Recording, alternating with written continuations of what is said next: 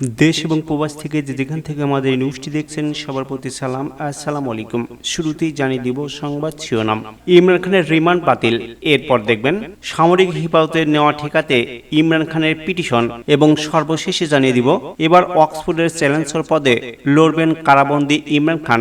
তবে শুরুতেই বন্ধুদের প্রতি ছোট্ট একটি বিনীতভাবে অনুরোধ থাকবে, নিউজটি ভালো লাগলে লাইক কমেন্ট শেয়ার করে অন্যকে দেখার সুযোগ করে দিন। দেখুন বিস্তারিত।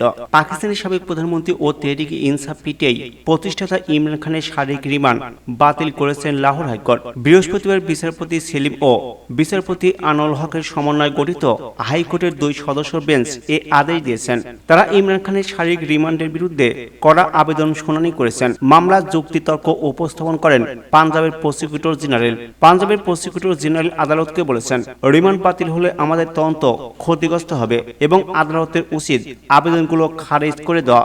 বিচারপতি তারিক সালিম শেখ মন্তব্য করেন, এটিসি বিচারকের উচিত ছিল রিমান্ড নেওয়ার দরকার কিনা তা খতিয়ে দেখা। পাঞ্জাবের প্রসিকিউটর জেনারেল বলেছেন, 121 ধারা রাষ্ট্রদ্রোহের মামলা হবে, যার জবাবে আদালত বলছে লাহোর হাইকোর্ট এই ধারাটি বাতিল করেছে।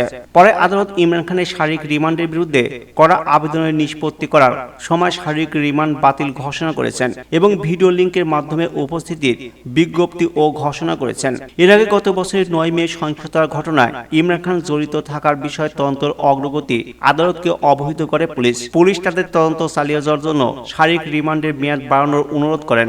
অপরদিকে সামরিক হেফাজতে নেওয়া ঠেকাতে ইমরান খানের পিটিশন। বিচারের জন্য সম্ভাব্য সামরিক হেফাজতের হস্তক্ষেপ ঠেকাতে আদালতে পিটিশন দায়ের করেছেন পাকিস্তানের কারাবন্দী সাবেক প্রধানমন্ত্রী ইমরান খান।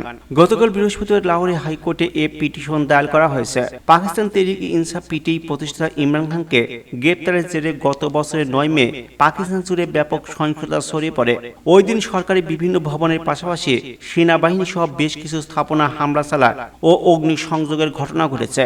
ওই সহিংসতা ঘটনার 12টি ফৌজদারি মামলা রিমান্ডে নেওয়ার বিরুদ্ধে ইমরান খানের করা আবেদনের বিষয়ে গতকাল লাহোর হাইকোর্ট শুনানি করেছেন। অপরদিকে এবার জেল থেকে অক্সফোর্ড বিশ্ববিদ্যালয়ের চ্যান্সেলর পদের জন্য আবেদন করতে চলেছেন পাকিস্তানের সাবেক প্রধানমন্ত্রী ও পাকিস্তান তেহরিক ইনসাফ পিটিআই প্রতিষ্ঠাতা ইমরান খান।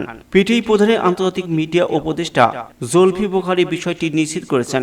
জনগণের দাবির প্রেক্ষিতে ইমরান খান অক্সফোর্ডের চ্যান্সেলর পদে প্রার্থী হতে যাচ্ছেন বলে জানান বুখারী। তিনি বলেছেন, আমরা পিটিআই প্রধানের কাছ থেকে অনুমতি পেলে এবং এর জন্য স্বাক্ষর প্রচার করার পরপরে আমরা এ বিষয়ে প্রকাশ্য ঘোষণা দিব।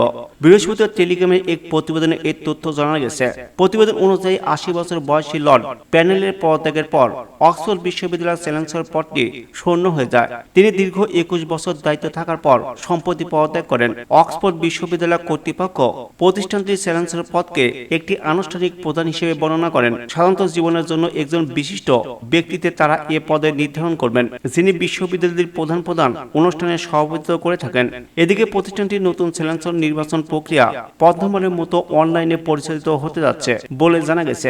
নিউজটি সম্পূর্ণ দেখার জন্য ধন্যবাদ। আমাদের পরবর্তী বাংলা নিউজ আপডেট পেতে আমাদের চ্যানেলটি সাবস্ক্রাইব করে আমাদের সঙ্গেই থাকুন এবং কমেন্টের মাধ্যমে জানিয়ে দিন আপনার মূল্যবান মতামত। ধন্যবাদ।